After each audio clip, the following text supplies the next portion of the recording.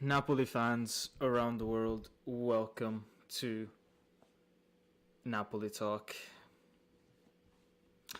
Didn't go the way that we wanted it, guys. There is a lot of you in the chat right now, even though we lost this game, and it's just so difficult to accept this result, guys.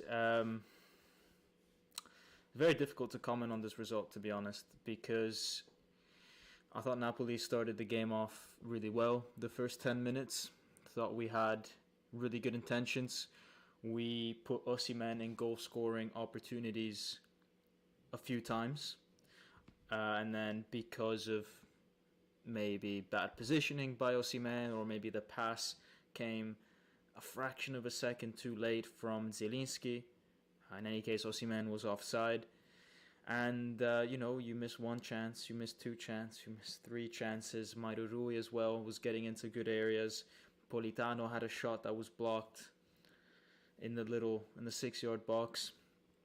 You start missing 1, 2, 3 chances, and then you're up against a good team like Fiorentina, because Fiorentina is a good team against a very good coach, Vincenzo Italiano. Fiorentina have scored 8 goals in the last 2 games against Napoli at the San Paolo, at the Maradona, which is what it's called now.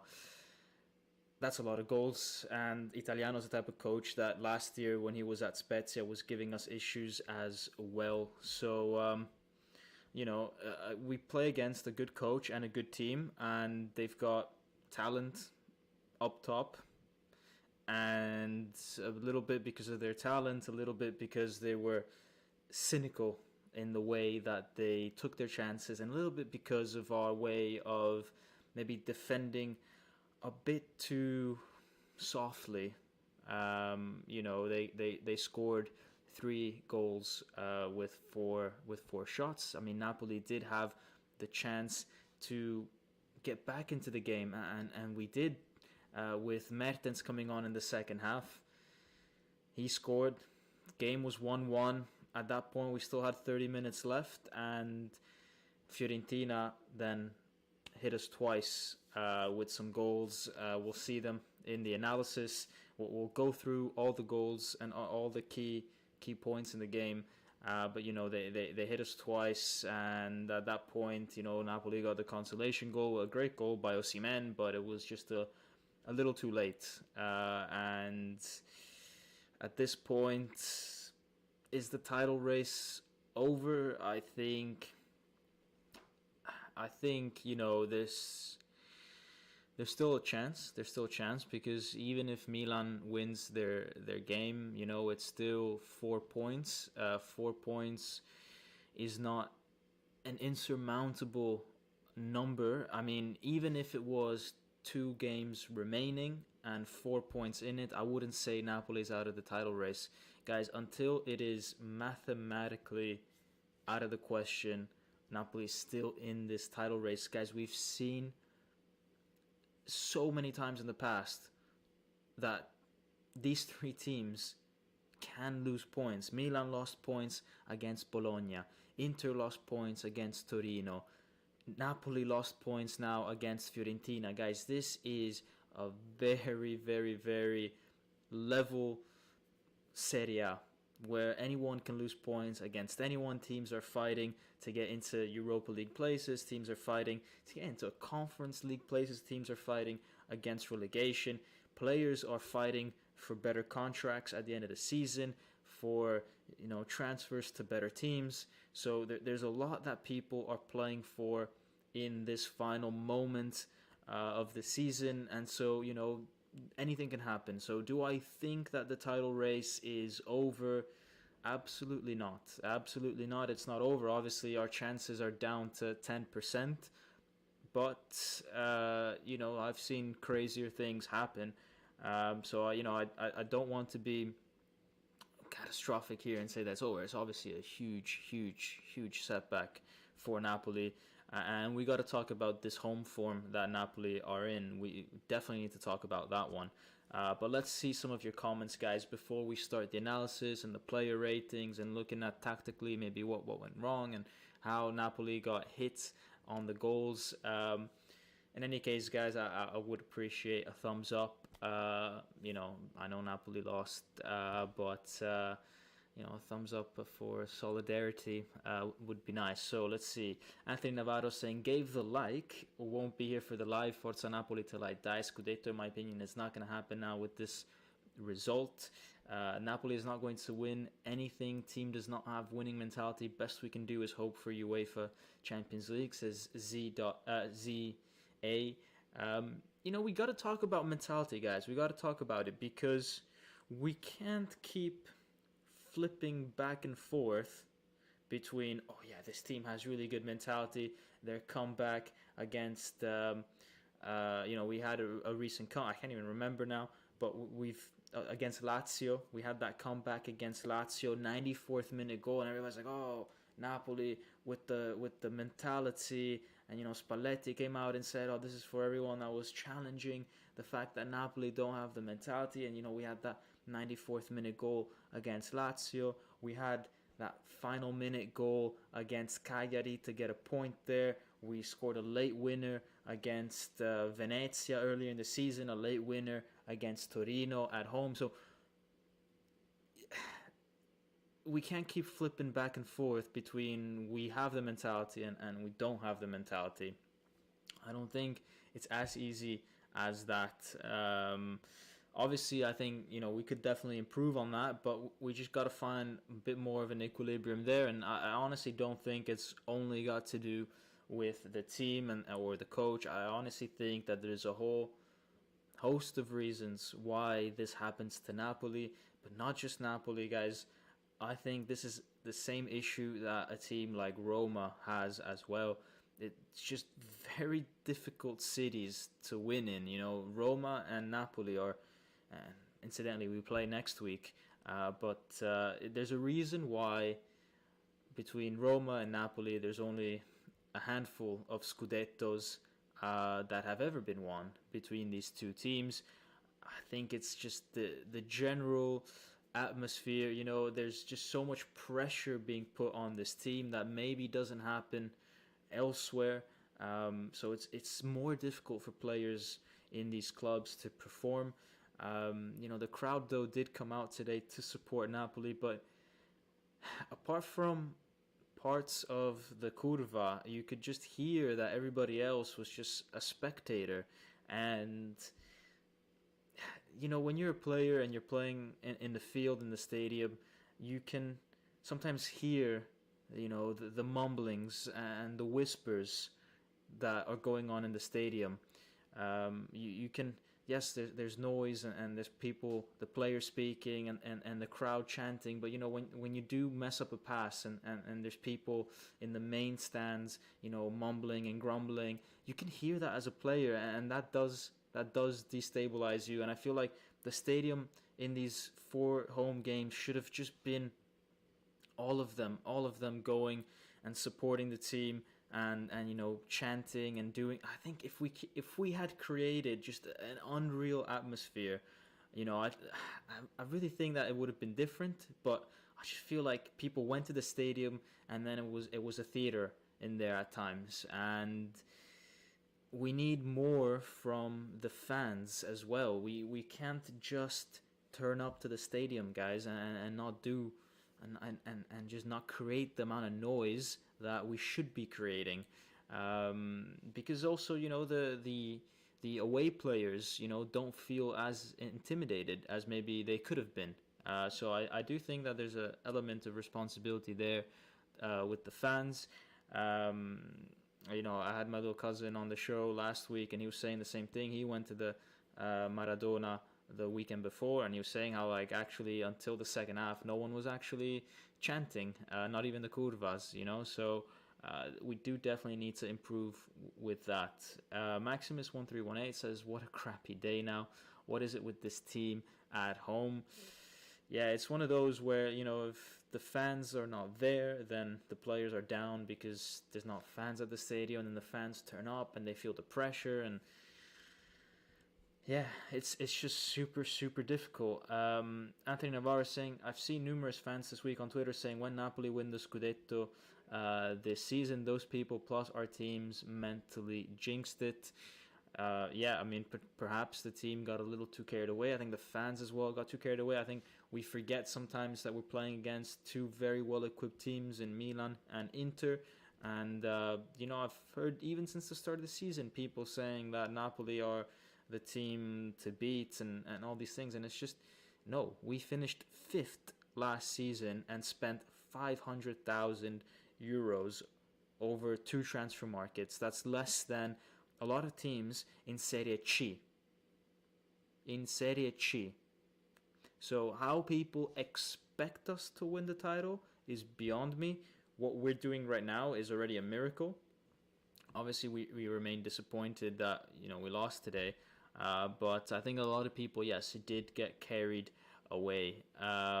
Anthony continues saying that Roma are in great form, and so it's going to be tough. SJ saying we are bottle jobs every season. Max is saying, I mean, compared to us in Milan, they're easier games. V.H is saying Koulibaly has been very shaky the past few games, sadly, and we will take a look at an error from Koulibaly today, and how that error didn't really cost us in that moment, but I did spot it, and so I do want to talk about it because it's something that he's got to improve. SJ is saying, nah, I bet we destroy Roma next week, which will make the loss even more annoying. That's typical Napoli, just to turn up at random moments, so I don't doubt it. Mike Harstad with the $5 donation, thank you so much for supporting the channel. Thanks for your donation. He says, I'm devastated, Dom. I feel like it's out of our hands now. Guess I'm a massive Torino fan today. 6 games remaining, but we should be Vlahovic less Fiorentina. Yeah, I mean, look, it is out of our hands now. 100%. It was out of our hands before as well. Remember that. Milan were still a point ahead. So, yeah, now they've got to screw up 2 games. But as I said before, guys, I really cannot see Milan going away and winning the rest of the games. I can't see Inter doing that either. These are teams that are not the Man Cities, the Liverpools, the Bayern Munich.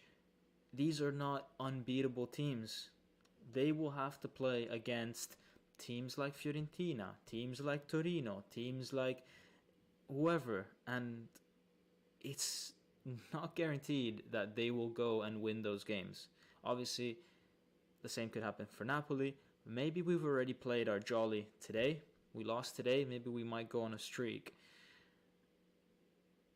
Maybe Milan and Inter do win their next games, but to say that it's completely over, I think is wrong. I think that they will lose some points.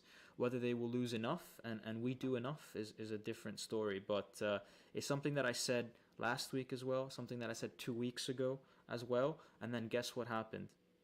Inter tied against Torino 1 week, then Milan tied against Bologna the next week, and Napoli lost to Fiorentina this week. All 3 teams lost points in the last 2 match days. Who's to say this doesn't continue? So I do want you guys to realize that, and I'm just trying to lift everybody's spirits as much as possible as well. Zielinski has been trashed for months now. Don't know why he starts, says SJ. Yeah, Zielinski hasn't been decisive. He did put Osimhen and Lozano through on goal a few times today, so I don't think it's been his worst performance. I think he was looking forward, and I think I don't know where the responsibility lies there. If it's something that Osimhen should improve, the timing of his runs, or Lozano should have improved the timing of his run, or if it was Zielinski that had to play the ball a bit earlier. But at least I saw some forward passing from Zielinski, which is better than the previous weeks, but definitely he's dropped in form massively this season, so a huge issue there. And I spoke about this in other lives as well. I feel like with Lobotka on the field, Lobotka likes to carry the ball a little more than whoever was in midfield last season, whether that was Demme or whatever. He likes to carry the ball a little more, which means that sometimes he gets into Zielinski's space, which means that then Zielinski has to move elsewhere, and usually when he moves elsewhere he has to either go out wide or sometimes come back towards the halfway line, because Lobotka has entered his position. You know how Lobotka likes to carry the ball, and that negatively influences Zielinski's entire performance. Not necessarily because that means that Zielinski is going to mess up more, but it just means that because he's got to move to a different position, then he becomes less decisive because he's not as close to the goal as maybe he should be. So it's definitely affected the way that Zielinski plays, having Lobotka in the middle, and it's about finding that compromise. Would you have to bench Lobotka so that you can extract the best out of Zielinski, or do you keep Lobotka because he's been playing phenomenally well, and then you just have to live with Zielinski being underperforming? Also, Insigne not having a great season also affects Zielinski, because last season Zielinski could have played with Insigne a lot more, could have relied on Insigne as well. I mean, how many assists did they do to each other, right? Insigne to Zielinski, or Zielinski to Insigne, and with Insigne coming short this season, well, everything around him also suffers a lot more, because you can't rely on him for an assist or a goal as much as you did last season. I know some of you will say, oh, but Dom, Insigne's assist and goal stats are quite good, they're the highest in the team or whatever. Yeah, fine, whatever. They're still less than last season, and so that has a negative effect when you're comparing things from last season. So yeah, that's my little rant on Zielinski and Insigne. We went too aggressive too early and got caught for the second and third goal. Yeah, definitely the defense was nowhere to be found for those goals. And, I think they stemmed off from us losing some one-on-one battles. And unfortunately, when you lose a one-on-one, it creates a numerical advantage for the other team. And Fiorentina, as I said, are very good passers of the ball, very good at, the attacking side of things. And, made the most of it. So, yeah, I'm sure, for example, Vlahovic, right? He is a phenomenal player. And for Fiorentina, played extremely, extremely well. Scored a lot of goals. He wasn't able to replicate that form at Juve because compared to Fiorentina, Juve just don't possess, I think, that quality of play up top that Fiorentina does. So, whether you have Vlahovic or not at Fiorentina, it doesn't really matter for their build-up. I think their build-up is still phenomenal, and then they have other strikers, whether that be Piontek or whether that be Rafael Cabral, that are decent. They might not score the same amount of goals that Vlahovic scores, but even if they get 60% of those goals, that's still 60% of the goals that Vlahovic scored, and Vlahovic was scoring goals every single weekend. So, Fiorentina remain a super deadly team to play up against. So I think people don't maybe realize that, and they've come off the back of some really good results as well. They've had some really strange ones where they lost 4-0 to Torino, but relatively speaking, Fiorentina are a very solid team. So probably the most improved actually of the year. If a top team wants to pay some crazy money for Koulibaly, I take it. Buy a more composed, reliable center back. I love him, but Anthony Navarro is right. He goes forward too much. Nobody covers for him, says SJ, and we will see that in the analysis. I'm not sure if that's a tactical thing that Spalletti asks him to do, because it's something that, for example, it worked out for us last weekend against Atalanta, the fact that Koulibaly came out of that defensive line, and because he was occupying more space in the midfield, we were able to recover the ball and then hit them on the counter for the third goal. And, I remember showing you guys on the whiteboard how that happened. So I'm not sure if that's maybe something that we want to do with Koulibaly on purpose, or if it's just Koulibaly going off on an adventure out of his own accord. I'm sure if that was a problem for Spalletti, he would have told Koulibaly to not keep doing that. But to sell him is a bit much. I think he's been phenomenal player this season, and he just needs to maybe still improve, right? We can't just sell players because of one bad trait that they have. I think we just need to sort of either live with it or try to improve it. I don't think that's impossible. Brozo is super underrated for the job he does at Inter, says Onto Armenino. Zielinski needs to go. It's getting frustrating how inconsistent he is. Yeah, and there was rumors this week of Zaniolo coming in from Roma. Obviously, I don't believe in those rumors. I think he's way out of Napoli's budget. But I'm sure that Zaniolo, for example, could be an interesting type of player in that position. I know that some people would see him as a left or right winger, but I think he plays quite well down the middle as well. And Napoli will definitely take a look at someone for that number 10 position in the transfer market. And I wouldn't be surprised if the Georgian kid that I made a video on earlier in the week, if he will be experimented in that position as well, if he does come to Napoli, and maybe he can be played down the middle with Politano and Lozano on the wings, for example, every once in a while, if they do stay. But Zielinski definitely not ideal. The fact that he hasn't had a very good season. Sisman Yunis is saying, as a Juve fan, when Napoli wins Scudetto, then you will see Juventus winning Champions League. I just dream to lift Champions League one time as you dream Scudetto. Yeah, we're both two teams chasing these trophies that we haven't had in a long time. For both things, it seems like the teams have some sort of mental block, or that they fail at the very last minute, although in recent years Juve has failed a little bit earlier than that, mainly in the round of 16s. But it is something that both teams are striving towards, and it's just so difficult, I think, to get to that last step. If I knew what Napoli needed for that last step, I don't think anyone can really say that's the one thing we need. I think there's a host of reasons of why that is.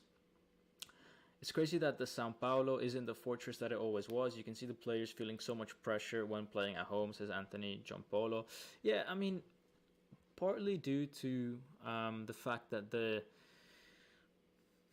energy at the stadium is different compared to what it was maybe 5, 10, 15, 20 years ago. I've always gone to the São Paulo a few times a year whenever I can go back home. And I've noticed that the energy just keeps declining year after year after year. And I think it hasn't helped when they put in actually the new seats. I think before, when it was with the old pink worn out seats, it was like, it just gave it this like rugged feel. And the fact that you could, okay, whatever, these are old seats, I can just jump around in my chair even if I'm in the Tribuna d'Onore or whatever, like in the VIP sections. You just feel like you can still make chaos in there.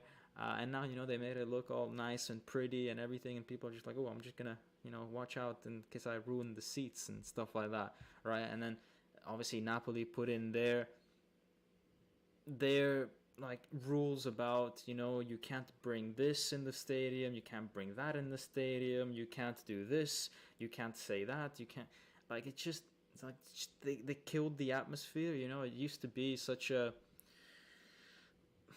I don't know, it used to be a stadium that you just were free to do whatever, and now it's just very strict on what you can do and not do, and it just killed it. So partly that's down to that it's not a fortress anymore for that reason. And the other reason is maybe the type of players that Napoli has are not the same type of players that we used to have before. I think before we used to have players that technically were far more inferior.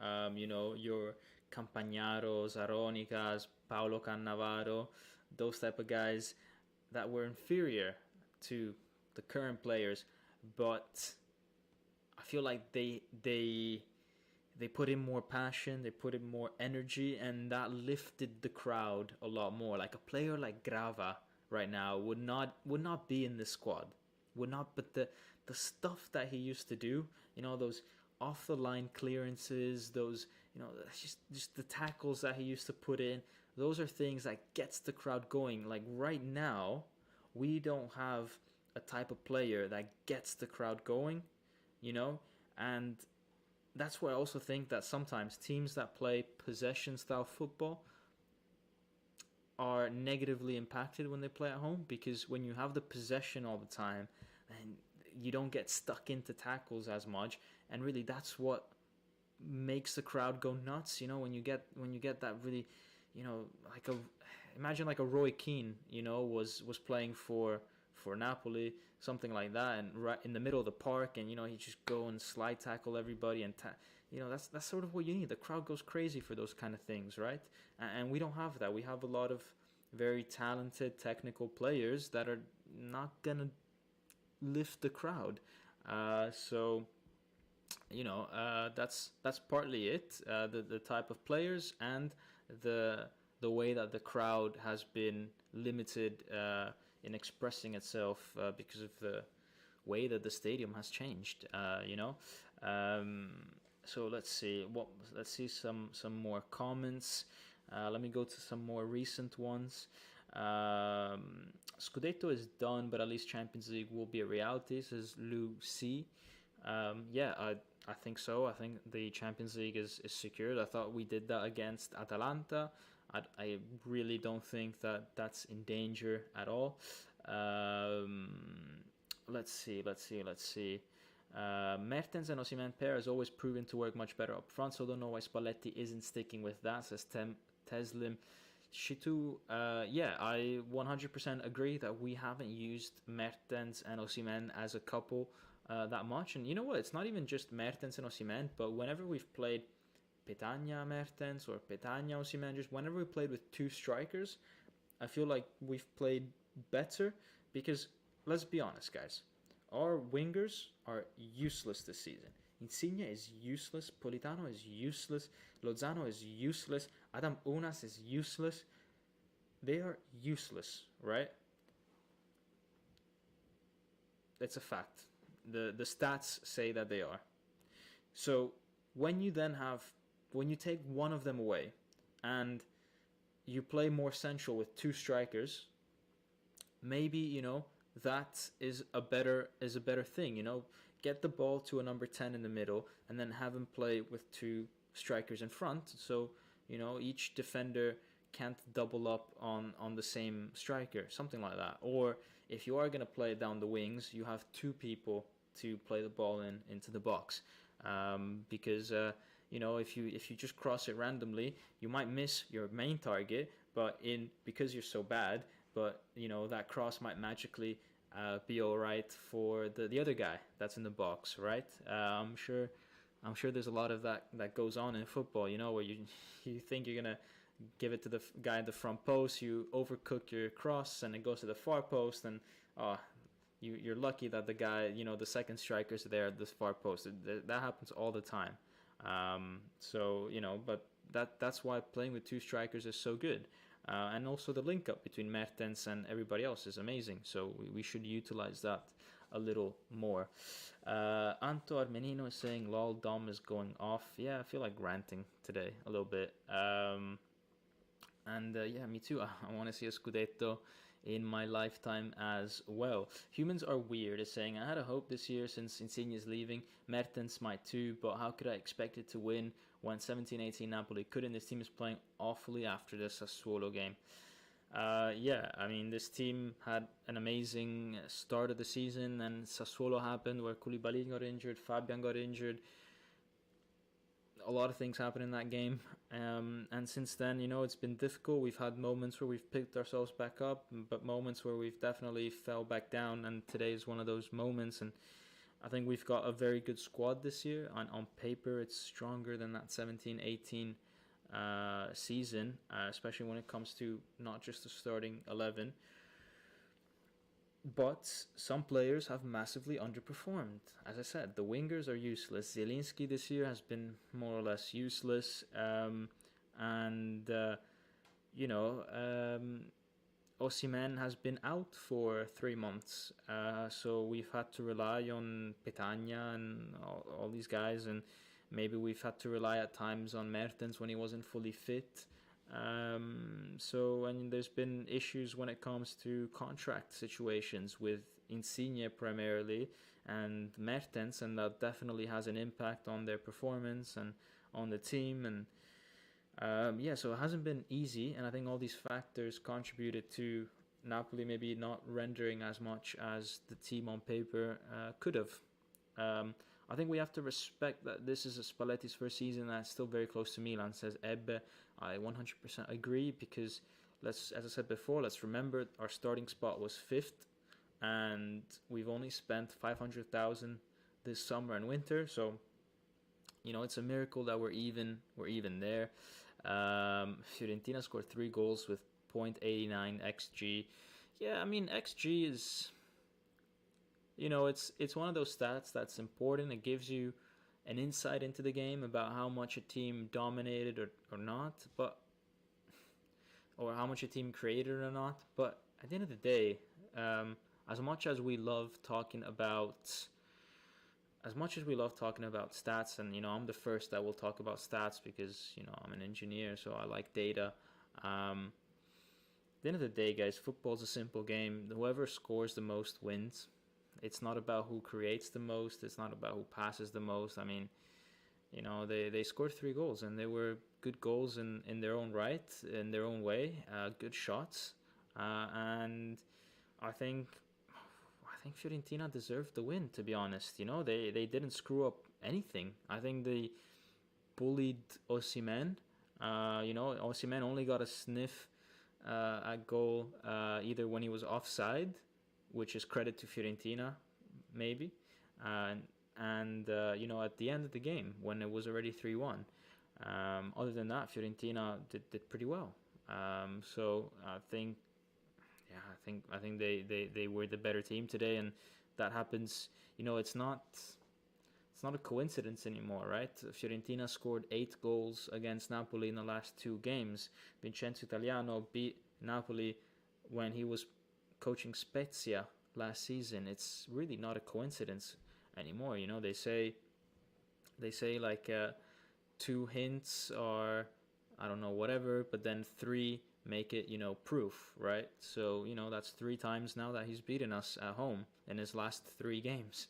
So there's something there with Vincenzo Italiano, the coach, obviously knowing how to beat Napoli, and knowing, even though it's different Napoli coaches, maybe knowing what are the individual weaknesses of each player and utilizing those, because otherwise, how could he get away with 3 wins? Let's go look at the game, guys. I've been ranting for 30 minutes. We can see here a full Napoli stadium, which is always nice to see. I think it's one of the most beautiful sights in football. But as I said, maybe a little quiet. That whole central area there, there's not a lot of movement going on, not a lot of inciting the players, we just lost that little bit of magic touch from the Maradona. But let's move on with the actual analysis of the game.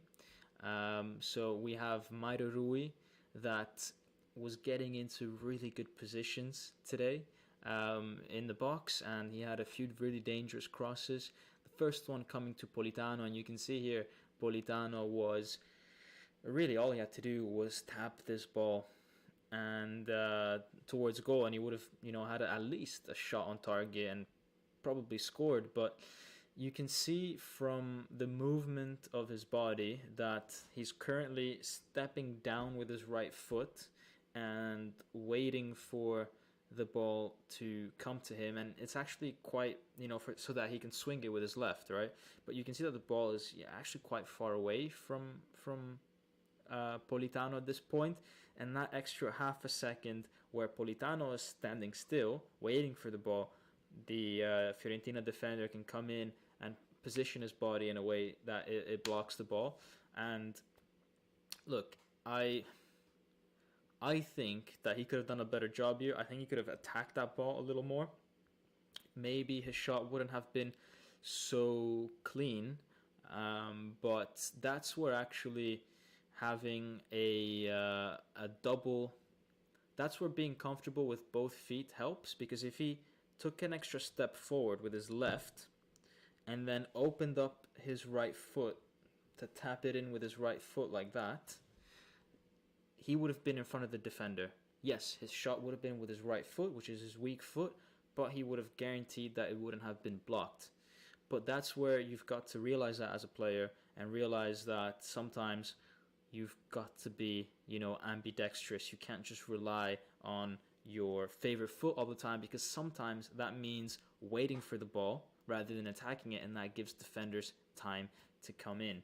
But yeah, I mean, we've all done that. Anyone who's played football has done that. Just it's a classic mistake. It's a very instinctual mistake to make, but it is a mistake nonetheless. EJ Wise, oh my God, thank you with the $20 donate, or $19.99 donation. That's insane amount for a guy just talking about football. Thank you so much for supporting the channel. He says, this game was a rough one, but we'll come back stronger.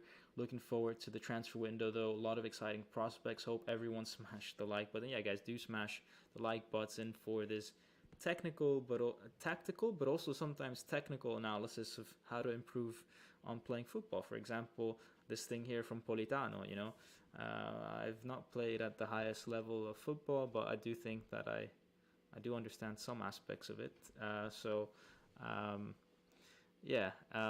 No, thank you guys, and thank you, EJ Wise. I hope I say your name right. And yeah, I am looking forward to the next transfer window, because for sure Napoli, if they get into the Champions League, are going to have a nice cushion of money to invest. I feel like the fact that Bari is in Serie B now also means that maybe the De Laurentiis family is feeling a little bit more confident about, their investments going in the right direction, and so they'll be keen to splash a bit more money. If I know the things shouldn't be related, but psychologically at least they are. And I mean, we've got to renew a lot of the team for sure. We've got to replace Insigne. We've got to potentially find someone else for that number 10 position, because maybe Mertens might not renew, and so we need at least a backup for that number 10. Or maybe someone that can even challenge Zielinski in that number 10. And then what do we do with the right wing? Because Lozano and Politano haven't, been playing at a very good level this season. So there's going to be a lot of names over the summer. It's going to be interesting. It's going to be super, super cool, actually. And I think this Napoli team does need something, some new energy that comes in. Dom, first off, Daniel, thank you once again. It's incredible the support that you have for Napoli Talk, and I saw on Twitter that you were at Maradona, so I'm super disappointed that you went there, and it is what it is with the result. But he says, Dom, a lot to unravel, but we cannot give up totally on Scudetto. That's not how to support our club. Inter Milan need to drop points, but they need to earlier when so many. But they needed to earlier when so many gave up. Forza Napoli sempre. Daniel, 100% agree with you. That's what I've been saying in the live. The fact that Napoli dropped points now, Milan dropped points last week, and Inter dropped points 2 weekends ago. These teams will drop points. They are not a Bayern Munich. They are not a Man City. They are not a Liverpool. They are not, current level Barcelona. These are teams that are not invincible. These are teams that go play against anyone and they could win comfortably, like Inter did against Verona, but then they play the next game and they might suffer a lot. They might draw against Torino, they might draw against Genoa, stuff like that. So, yeah, we'll see. It's definitely not over. It's definitely a trickier spot than last week, but definitely not over. a part of my first paycheck, whenever it happens, will go to a super chat, says ID Beats. That warms my heart. But treat yourself and your family on your first paycheck for sure. So yeah, second slide here is this ball from Zielinski towards Osimhen, who missed. Maybe he was offside, wasn't really clear. But it just goes to show that actually Zielinski, I think, had an underrated game. I think he's put Osimhen twice on goal, Lozano once on goal, with really nice forward-thinking passes. Now, they could have maybe come that half a second earlier, but at least the intention's there. At least he was making something happen, right? Everything apart from Napoli's goals pretty much came from Zielinski, right? So I think it's an underrated performance. Not his best performance, but I would say average, as opposed to some people completely, slating him. I don't think that's fair. Dom, completely unrelated, but what's your prediction for the game? Big game, Man City versus Liverpool. Well, some of you may know I live in the UK right now, and I've lived abroad for a long time, and unfortunately, when I was growing up, Napoli was in Serie C, so I couldn't get the games up on the television when I was abroad. So I had to pick an English team to, watch football with when I was like, 7 or 8 or something like that. And I love the passion of Liverpool fans. So I actually grew up supporting Liverpool quite a lot. And then finally, when streaming became available and Napoli was out of Serie C and out of Serie B, I could follow them a bit more. But I remember when I was in Serie B, and when they were in Serie B and Serie C, I would go to like newspaper websites and like refresh the commentary every minute, seeing if Napoli was scoring or something like that. But I wasn't actually able to watch the games, but I was like an 8-year-old kid, just like clicking refresh every minute. But if I wanted to watch a game, like an actual watching, I had to go to the Premier League on TV, which so I have a soft spot for Liverpool, to be honest. So I hope they win. I hope they win the title. So yeah, I think Man City's a very good team though. So that's a little off topic. But yeah. Then we had this chance here from Insigne, which, look, it's not an easy chance. It's not an easy chance by any stretch of the imagination, but at the same time, it's not an impossible chance. This is the type of goal that, and Francesco Totti, Alessandro Del Piero, all these great Italian number 10s. Let's call them number 10s, right? I know Insigne is a number 24, right? But all these great Italian number 10s, they would have slotted that home. Mertens would have at least hit the target. He would have at least forced the keeper into a save. Insigne, this is where you start to see that he's a limited player. He's got his tiragiro, his cross to the second post, and then after that, it's a little limited in what he's capable of doing, right? I mean, we've not seen from Insigne many headers. We've not seen many left foot shots. We've not seen many chips like this. Whereas a player like Mertens, he's got a baggage of different goals, right? When you think of a number 10, you think of creativity. You think of today he's going to score like this, tomorrow he might score like that, then the next day he might score like something else. With Insigne, it's like if it's not a tiragiro or it's not a penalty, right? So this is just I know people like Insigne, and I know there's very good, he's had some good moments, but I remain of the fact that that it's limited. He's a limited player in many regards, and I hope whoever replaces him has a bit more to show on that left wing. even though what Insigne does, he does very well, but maybe not to the level that Robben used to do when he used to cut inside, and that was really like he scored every shot. Insigne not so much. Anyways, I'm done slating Insigne. That was my Insigne rant of the day. Had to get that out of my system as well. This slide here is just to show that Lobotka is an absolute baller. He's got the whole Fiorentina, midfield completely just under his control, and he's drawing fouls, and got the ref to give Fiorentina a yellow card in the first half. There's not many midfielders that can draw as many fouls as Lobotka, in my opinion, and he had another brilliant game. I think what he needs to do moving forward to next season is he needs to get into more goal scoring places, not necessarily to score, but he needs to find a way to get a ball through from whatever his deep lying position is, and it's not something impossible. There are the classic number sixes, let's call them, in the center, deep lying midfielders that have goals and assists to their name, and that's the next step for Lobotka, right? It's, can you from deep give me that assist? Can you from deep score that goal from outside the box?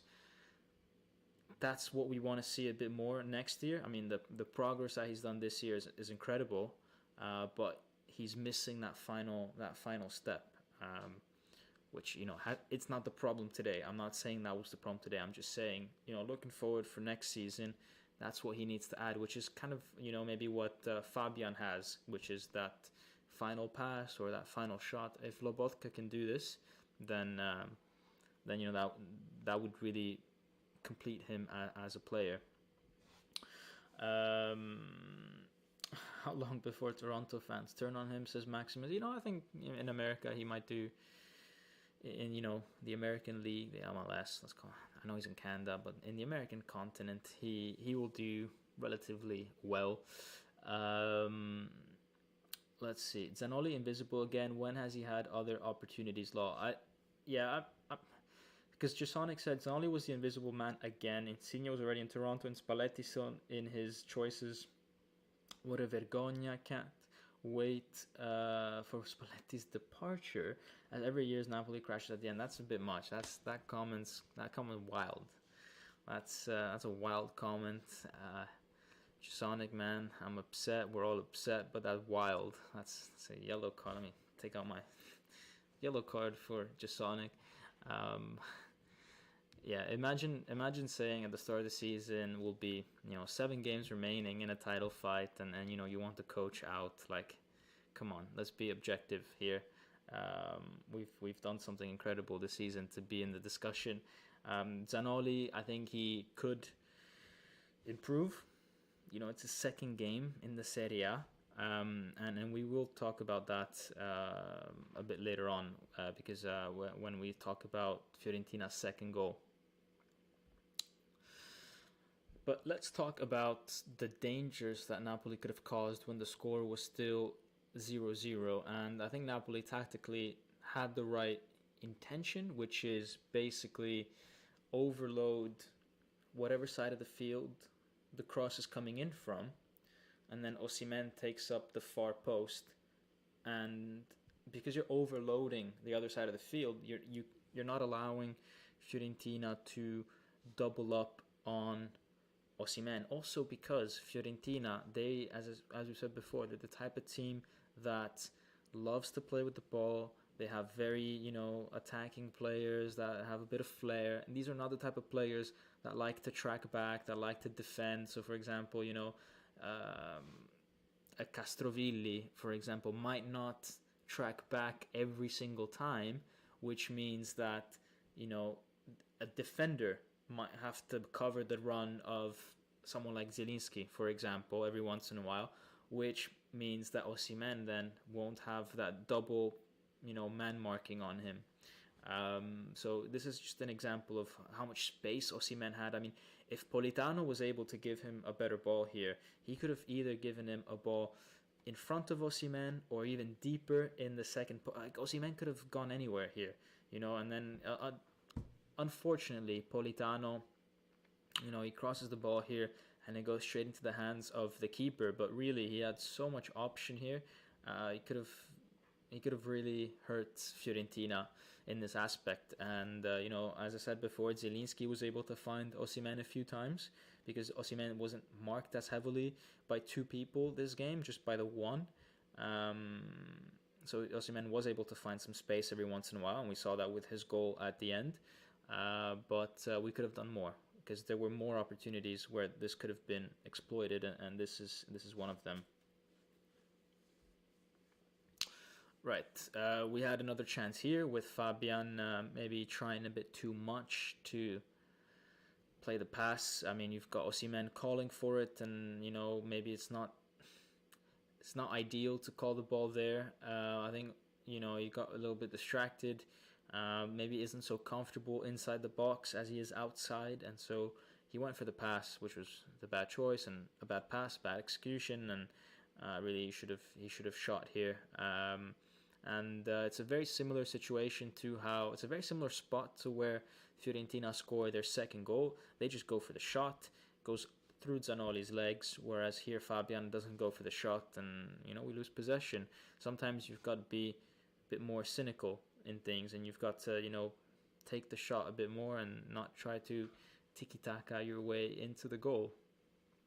But this is what some of you guys were saying with Koulibaly and how he likes to just roam around the box, roam around the field a few times. So this is him completely out of position, goes and fouls a Fiorentina player, and because of that, Rahmani has to push up, and then Mauro Rui has to cover for Koulibaly, right? Because you've got Rafael Cabral, the number 9, that needs to be taken care of, and that leaves the Napoli's left exposed to the oncoming, guy on the right, and you can see a cross coming in. Napoli deal with the cross this time, but it does open Napoli up. This fact that Koulibaly goes out and then everybody has to recover. And actually, the goal that we conceded, and the third goal that we conceded, is not Koulibaly's fault, but a very similar thing happened where Mauro Rui was the one out of position. Everybody had to cover for Mauro Rui being out of position, and then it opened up the space on the other side. So we do get caught out a few times in defense. This is again the opportunity with Osimhen that he was a little too eager here. He needs to be more careful in these situations. This miles offside. Again, could Zielinski have passed it sooner? Yeah, maybe, but I think Osimhen is the one that should have adapted better in this situation, and it's a shame because I think even if he was a meter or so behind, he would have still scored. So it's a real shame that he was offside here. And this is how Fiorentina scored the first goal, and some of you might think that the first goal was a bit scrappy from Fiorentina, right? There's a lot of things happening in the box, but actually there's a lot of thought that goes into this goal, and Rafael Cabral, the Fiorentina number 9, shows why Fiorentina think that he's a great replacement for Vlahovic, and just how smart this guy is. So here you've got Saponara, I think, that passes the ball down the flank, and you've got Koulibaly and Rahmani that it's 2 against 1 against Rafael Cabral, but notice how they will both go into the same. I put them in the same arrow. They both go into the same position, whereas Rafael Cabral stays back.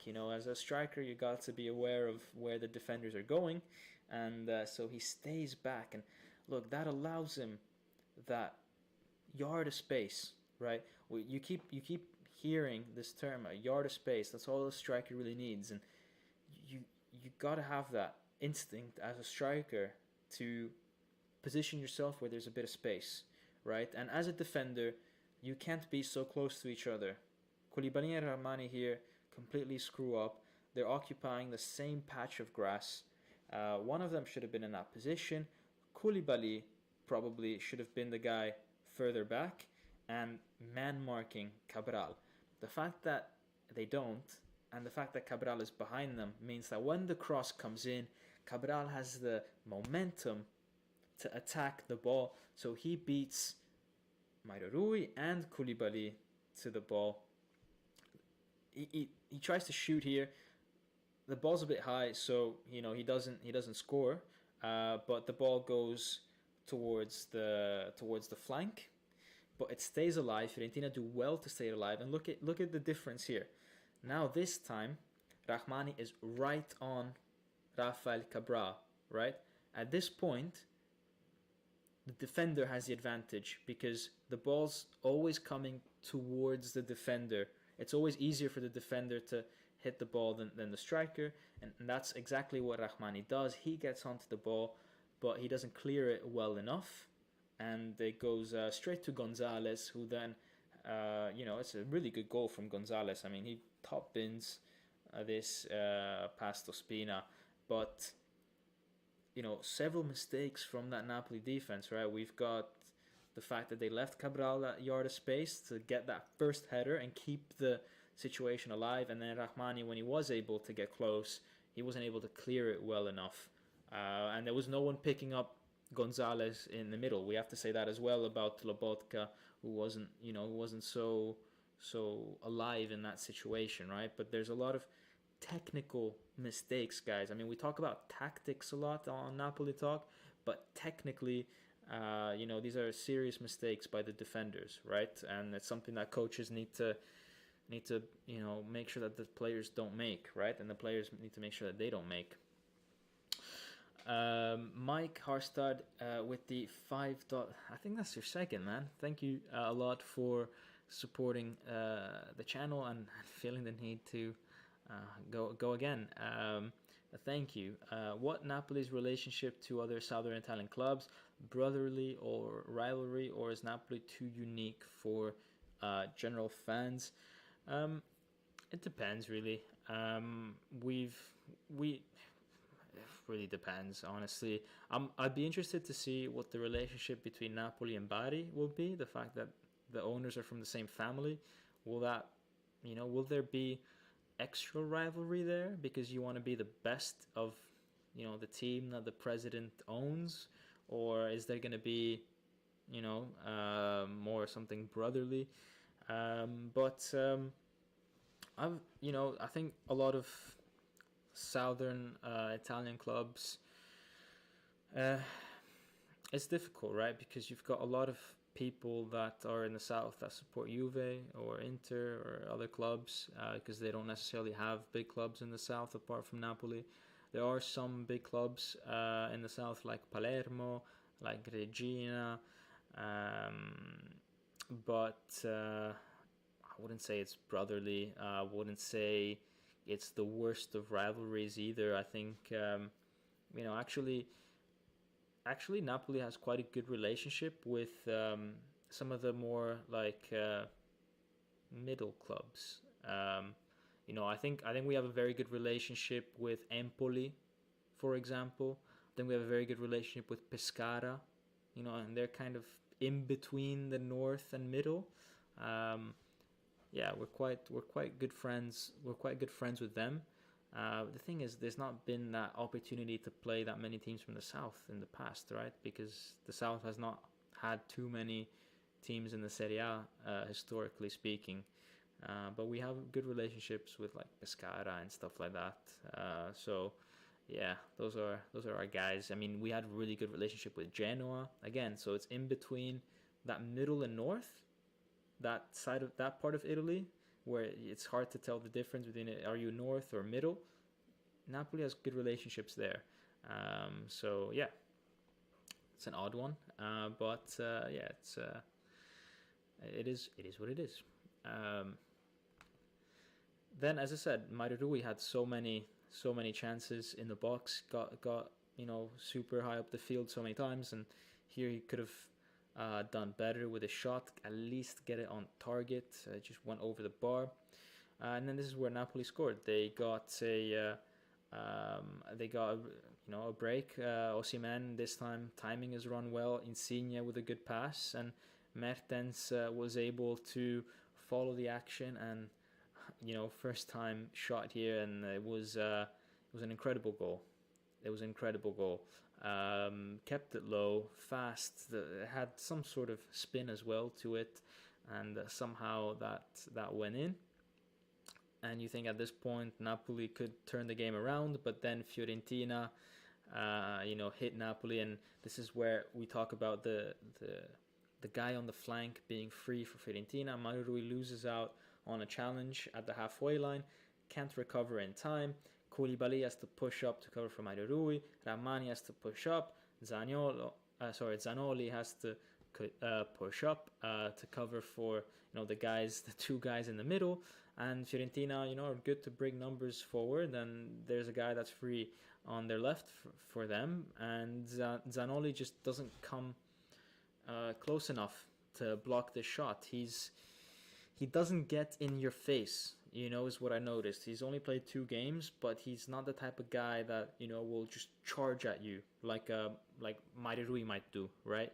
He sort of likes to keep position a bit more. But if you're gonna keep position like that, you can see here that from his body positioning, he's not covering the goal very well. He's allowing, if you just follow the arrow, he's allowing a clear shot on sight. He does try to block the shot when it leaves, but it goes through his legs actually. But I have a feeling that if he was just positioned better, where he was physically blocking the view of that corner, then the guy wouldn't have even tried the shot, right? So he still needs to work on his positioning, needs to work on being more aggressive, getting into people's faces. That's what you got to do as a defender at times. I'm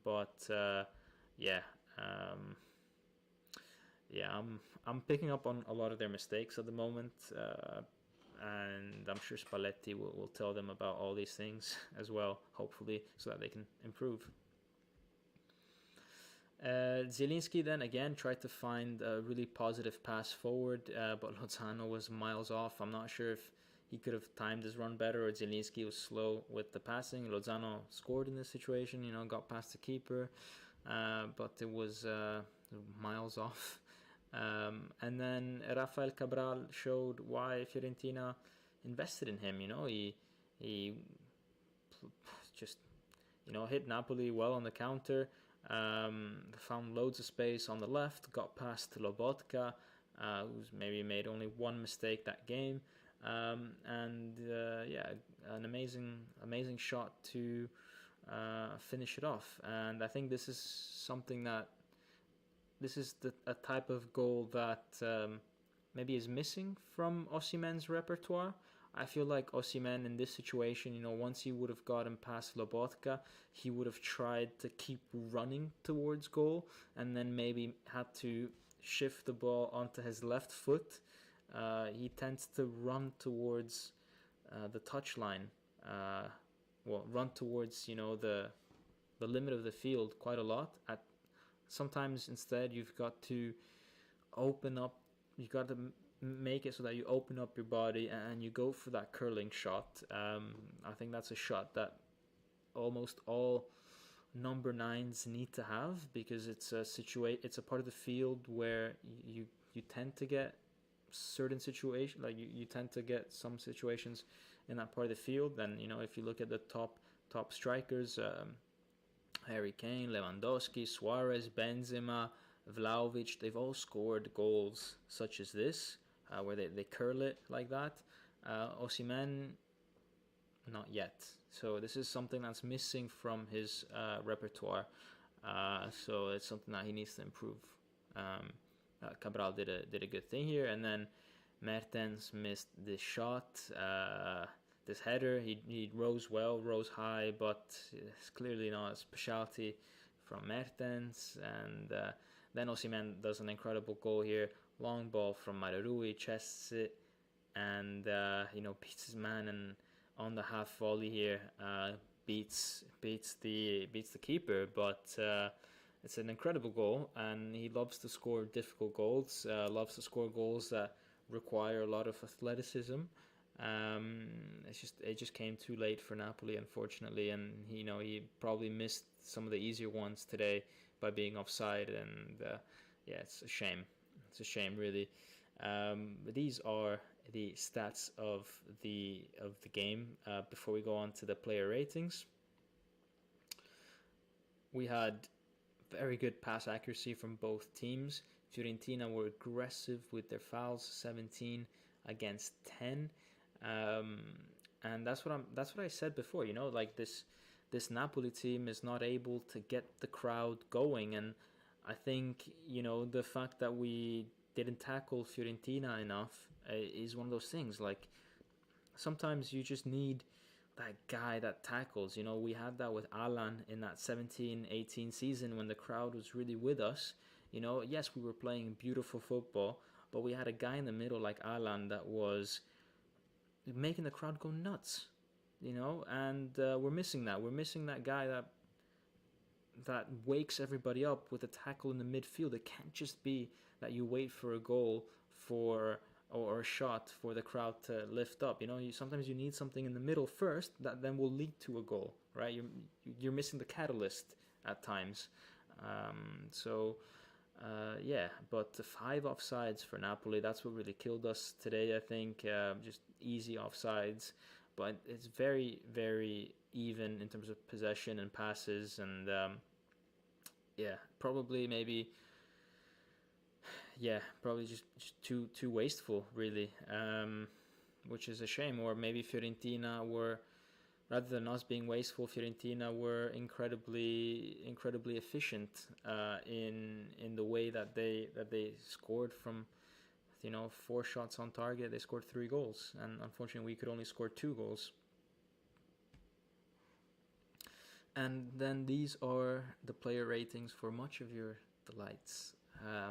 So we've got 3 on the bench that didn't have a chance to make an impact. We've got Mertens with a 6.5 that made a huge impact when he came on, but he did have a very significant miss. Otherwise, maybe he would have had a higher rating.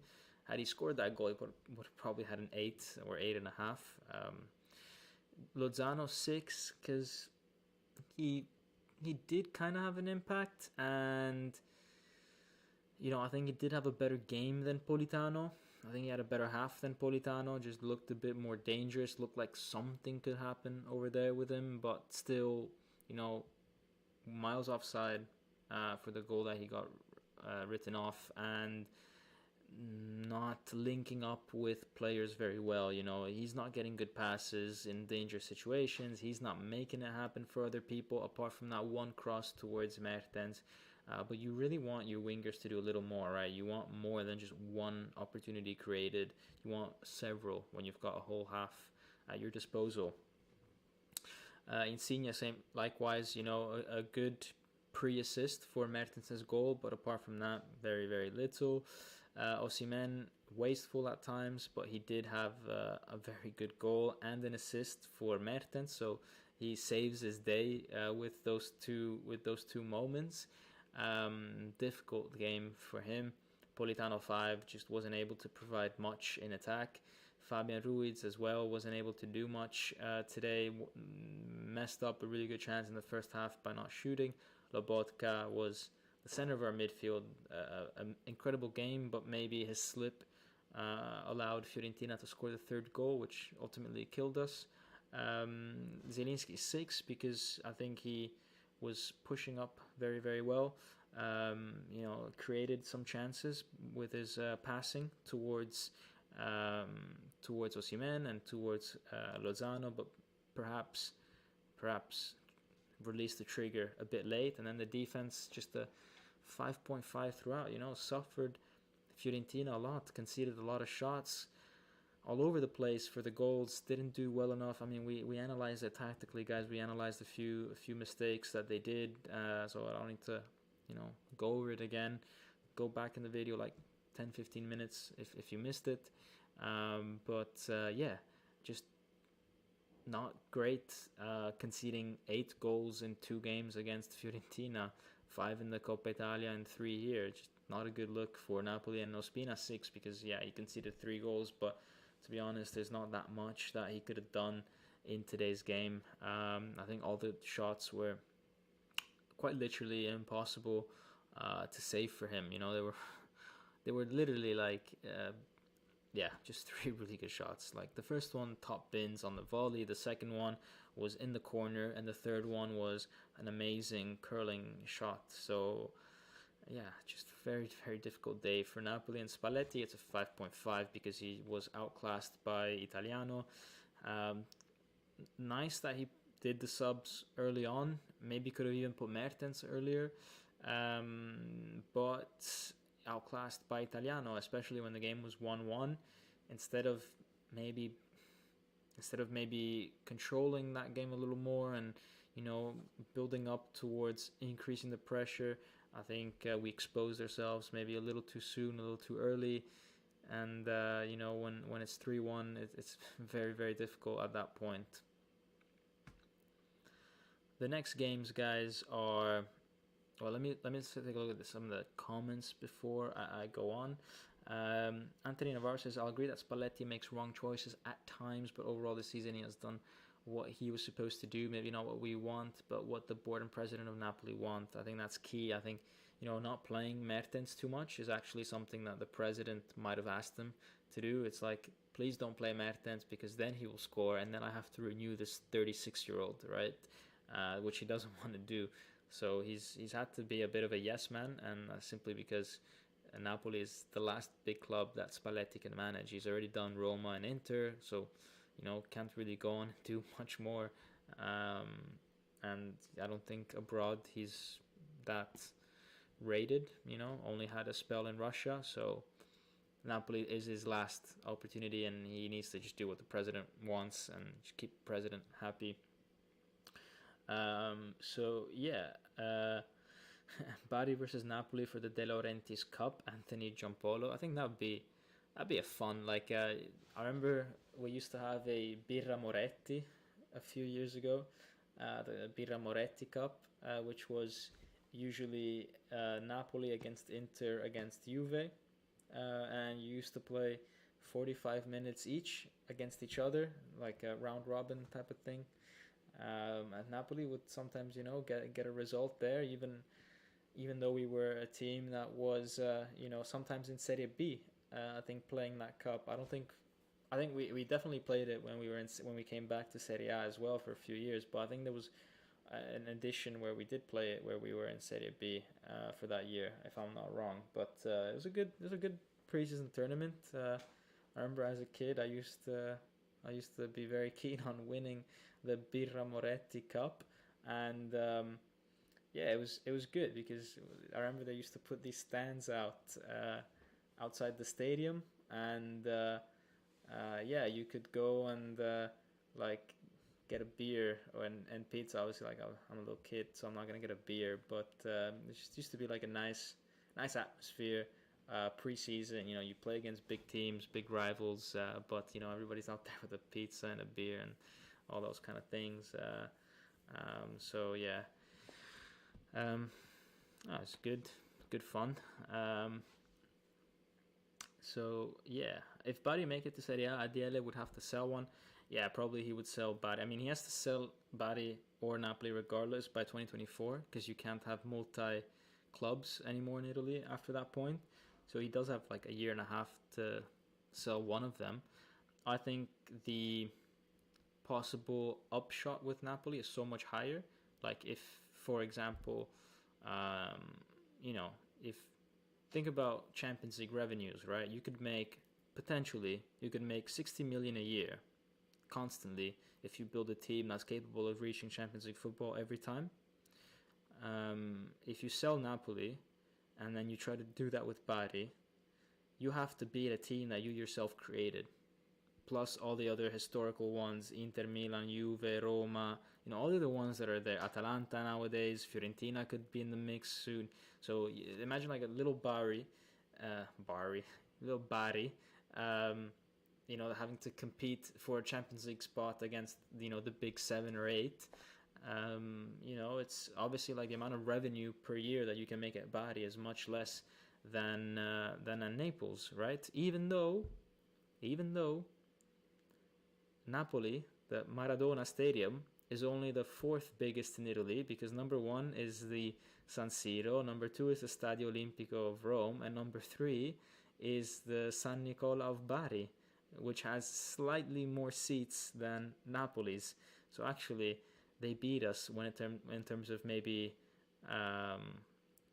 match day revenue once they come into Serie A. If we put the same pricing, then maybe they might sell out a bit more and beat us in that regards. But for sure, Napoli has a bigger upshot of possible revenue. So if the Laurentiis family wants constant stream of income, they probably want to keep Napoli and sell off Bari.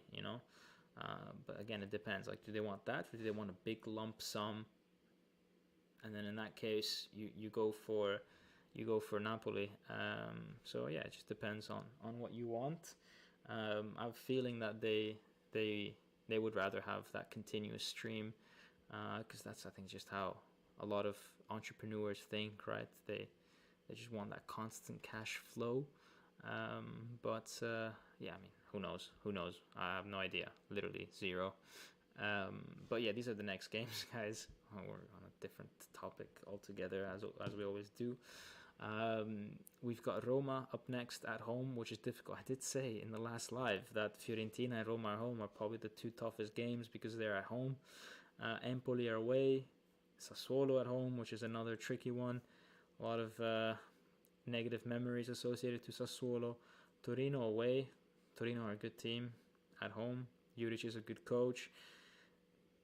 Genoa at home. Let's see what the situation with Genoa will be, how badly they will need points, coming into the last 2 games of the season. And then we have Spezia away, which is not on this list because it's not the next 5 games and doesn't fit on the list. But that will be the last one. And again, we have to see how badly Spezia will need points. So very, very difficult games. Let's go to the press conference now. This is a long live. I thought it was going to be short because I had zero mood to speak after this loss, but it's a long one. Spalletti to DAZN says, let me load up the article. He says, it's very difficult to digest this loss because it's costing us a lot, and I don't think we deserved it. They didn't steal anything because they did the right game, but we paid the price for not keeping the distances right in between departments and in defense, and at that point they were able to hit us in the middle of the field. After the equalizer, they scored with a foul on Mario Rui, and even the third goal, we conceded in a very similar way. So, we lost the ball maybe a bit too cheaply and too easily. So we do have a bit of fault there, and I'm very disappointed for the fans. They didn't deserve this, but the way we approached the game throughout this week was correct. Fiorentina, our team, I like to play man against man. Milenkovic is going to press on the midfielder, even if it's 30 meters into the opponent's half. After those, one-on-one battles, you've got to use quality of passing to get out of them, and sometimes we could have done a bit more in that situation. Also, Osimhen wasn't at his peak. So that wasn't ideal, but then again, it's like, why didn't you play Mertens at that point? Mertens is on form. So yeah. Then after that, he says Fabian has not been training with a lot of continuity because he's carrying a bit of a problem. Zielinski likewise, but yeah. so he's, the midfield is a bit wonky at the moment. He's saying now obviously the Scudetto race is a bit more difficult. We don't have any other choice except to be professional and play with quality. We have to think about winning the next game, even though right now the title is in the hands of other people. Fifth loss at the Maradona. That's 15 points that Napoli have lost in this title race at home, let alone then the ones that we drew. And he says we need to, yes, take a look at the stat, but we also need to consider every game individually and look at individual moments in each game. So, it's not, maybe this is just like a coincidence, is what Spalletti is implying to, right? So, whilst I do agree in some regards, it's a shame, but I think he does need to look into that. I think there's definitely moments where, like against Empoli, the ball hit Crutone's head, and then it went in, or against Spezia, the own goal by Juan Jesus. Those are isolated incidents that cost us 6 points at home. Have nothing to do with tactics or the way you approach a game, but those are still games where you didn't have that goal before those moments. You weren't winning the game, and then when those goals happen, you weren't able to draw the game and make a comeback, right? So obviously, like, these are unique scenarios, but you weren't able to react or prevent being in a losing situation, right? So Spalletti does need to take some responsibility anyways for that. Do you think Elmas should play as a central midfielder, says Alessio Bianco? I think Elmas could do well in Zielinski's position where he was today. Like not central midfield, but a side midfield. I don't know in English how you call the name of that, but mezzala in Italian. I think he could be a mezzala. I think he could be a left winger. I think he could be a number 10. I think Elmas is an interesting player. I think it's. I don't think anybody really knows his position. I couldn't. If I was coach of Napoli, I actually would not know where to play Elmas in. What would be his ideal situation. I think he's just one of those players that maybe he just needs to be free to roam, and not constrain him to a particular point of the field, which is always tough. I think you can do that when you've got a very good team around you and everybody else is in very specific positions, and then you can allow one guy to just roam. But sometimes we have a bit too much of that going on, and then it gets a bit messy. But yeah, it's interesting what will happen with Elmas, because at some point you feel like he does need to find the position and stick to it, and make it his, right? He's got to, if he wants to be starter and wants to be consistent, he's got to be that guy in that position all the time. Otherwise, we're just gonna get random performances from him. But anyways, guys, I will wrap up the stream here. I hope you guys enjoyed it. Hope this stream made it a little better for you guys after the loss. It's always good to talk things out. Next game is against Roma after Easter. So guys, have a lovely Easter if I don't see you before that. Just enjoy the week as much as possible, and see you for the next one. And the title race is still on. It's a halt, but it's still on. Anyways, guys, have a good one, and as always, Forza Napoli sempre.